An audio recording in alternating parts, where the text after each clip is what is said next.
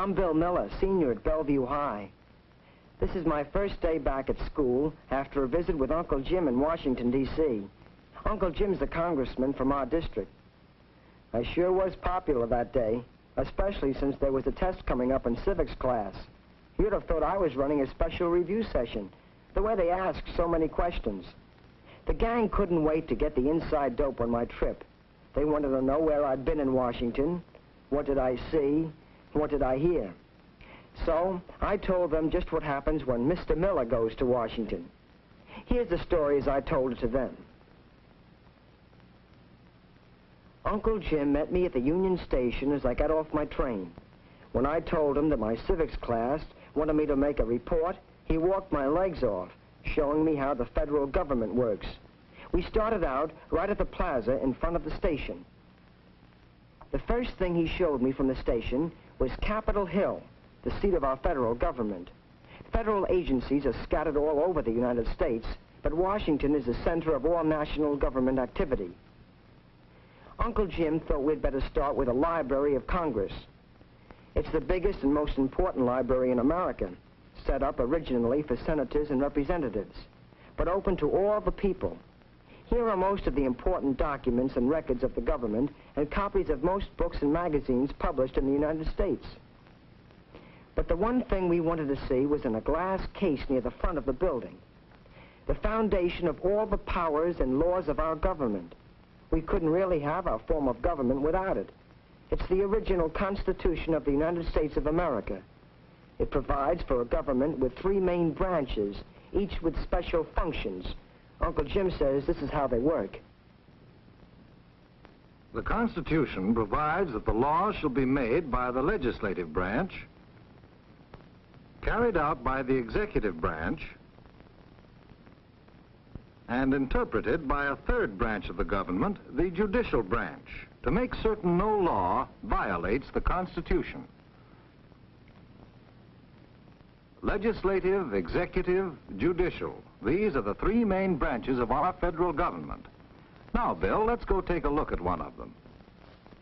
Well, we went on to take a look at each of the 3 branches to see how it works. Our first stop was the Capitol building. That's where the legislative branch, or Congress, meets. Uncle Jim was anxious to tell me firsthand just what Congress does. After all, he's a congressman. He explained it to me this way. The Capitol is the heart of our system of representative government, Bill. The members of Congress who meet there make our laws, but they can act only according to powers granted them by the Constitution. The first article deals with Congress itself, which must be divided into 2 bodies. First, a House of Representatives. Members of the House are elected on the basis of population. The entire country is divided up into congressional districts of about 300,000 people each. Members of the House are elected for short terms, 2 years. Since they have to come up for re-election so often, they must constantly be responsive to the wishes of the voters. It is here also that delegates from our territories sit as non-voting members. But the House does only half the job of making the laws. The other half is done by the Senate, which meets in the other wing of the Capitol. Senators are elected on the basis of state representation. 2 senators from each state, regardless of its population. They hold office for long terms, 6 years. Their terms of office are staggered so that some expire every 2 years, thus guaranteeing that there will always be experienced men in the Senate. All our federal laws have to go through both the House and the Senate. This is the way it works, Bill. First, a proposed law is introduced into one branch of the legislature as a bill. It is always given a number and is printed like this one. The bill is then turned over to one of the legislative committees for consideration. The committee holds hearings where the public can come and speak for or against the proposed legislation. This gives our citizens a chance to make their wishes on each law known to Congress. Sometimes these hearings go on for months.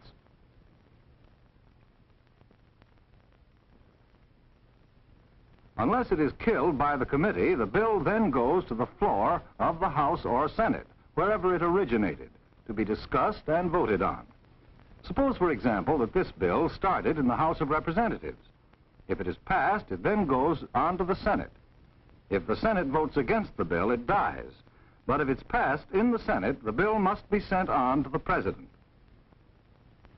The President may either sign it, in which case it becomes a law, or he may veto it. If he vetoes the bill, it may still become a law if the Senate and House override his veto by a 2/3 vote.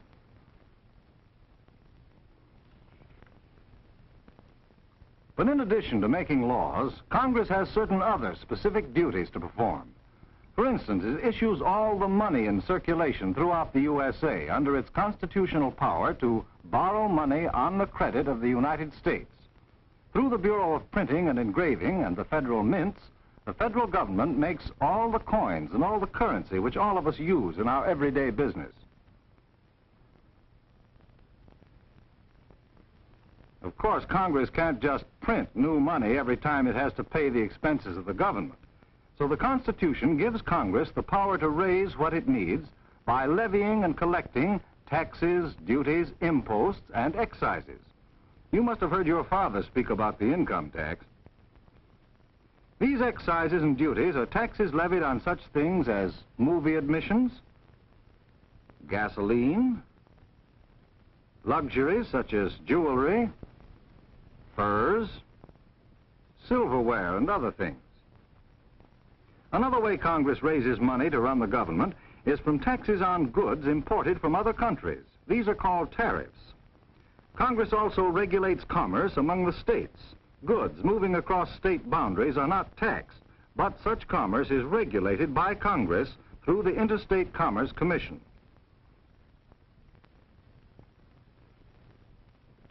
Congress, and only Congress, has the power to declare war, even though the President may call for a declaration of war.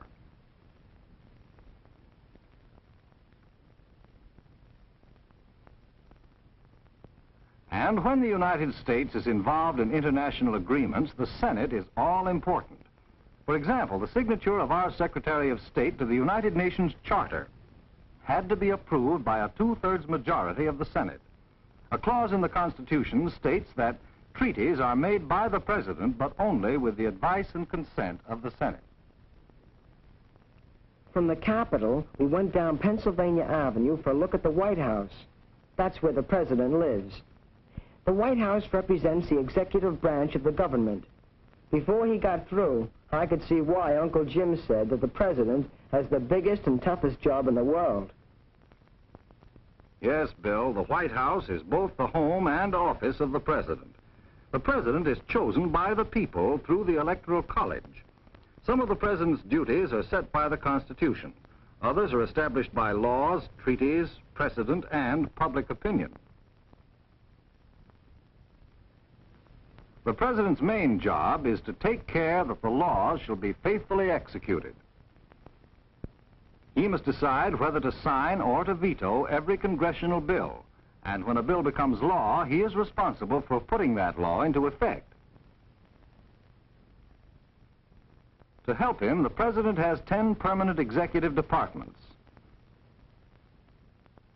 State, Treasury, War, Justice, Post Office, Navy, Interior, Agriculture, Commerce, and Labor. The Secretary of each department is a member of the President's Cabinet, which is his chief advisory body. From time to time, as emergencies arise, special independent agencies are created to assist the President. Two examples are the Veterans Administration and the Federal Security Agency. I probably don't need to tell you that the President is also Commander-in-Chief of the Armed Forces. This is a heavy responsibility, for Congress gives him the power of making many military decisions in conducting a war. Finally, it's the President's duty to recommend needed. He usually does this in an annual message to a joint session of Congress. Well, the next stop in our tour was the Supreme Court building. This is where they decide whether our laws follow the meaning of the Constitution. Uncle Jim told me to notice the inscription over the entrance, "Equal justice under law." He said that this pretty well sums up the purposes of the Supreme Court. Then he went on to explain what it meant. The Supreme Court is the judicial branch of the federal government. Here, the law itself is on trial. It is judged according to whether it violates our constitutional rights. The court is composed of 9 justices who hold office for life. Members are nominated by the President, but their appointments must be confirmed by the Senate.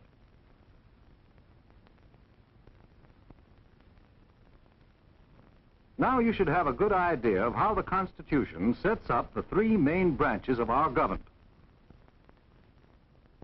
The legislature, which is Congress, the executive branch, which is the President, and the judiciary, which is the Supreme Court. The legislature is charged with making policies. That is, it passes the laws. The executive is responsible for carrying out policies. And the judiciary is charged with reviewing and judging policies. But while each of these branches of government has its own clearly defined duties, they all work together as a team through a system of checks and balances. Here are some examples of what I mean. The President appoints justices to the Supreme Court. Executive balances judicial.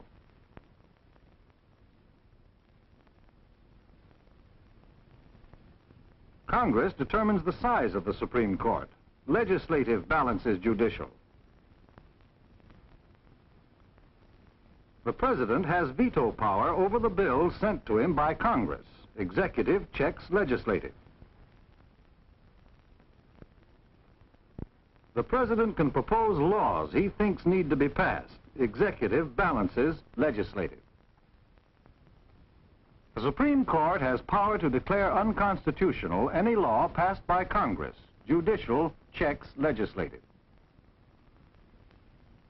Congress must approve many of the appointments made by the President. Legislative checks executive.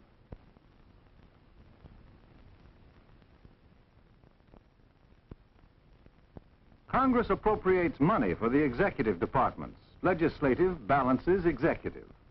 That's the way the Constitution balances all 3 branches, to keep them working together as a team. It's an important principle of our government. By the time I got this far in my story, the gang was beginning to see how important this business of teamwork is to every American citizen, and to realize how far ahead the Founding Fathers were looking and guaranteeing that nobody in our federal government would ever get too much power in setting it up, so that the 3 federal branches would have to work together for the good of all the people. It was at the Washington Monument that I began to get the feeling that maybe these men were still watching us. Uncle Jim sort of suggested the idea. George Washington was the great fighter, Bill. He knew independence always had to be fought for. It took him to bring together the quarreling states, which were always quicker to fight each other than they were to tackle a common enemy.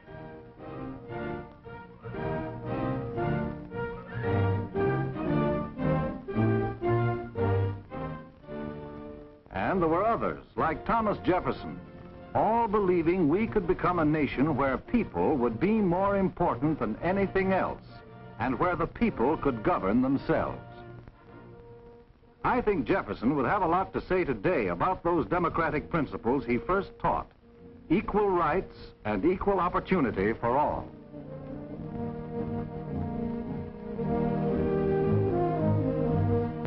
And Abraham Lincoln.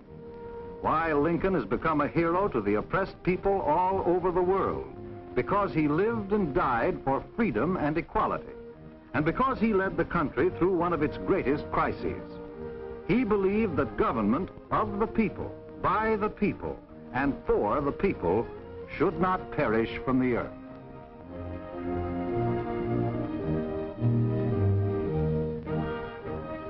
Well, Bill, Washington and Jefferson and Lincoln are dead. They began our democracy, but they knew the job would have to be finished by those who lived after them. And they knew that this democracy would last only as long as its citizens were willing to keep working on it. It's our government, Bill. From here on, it's up to us.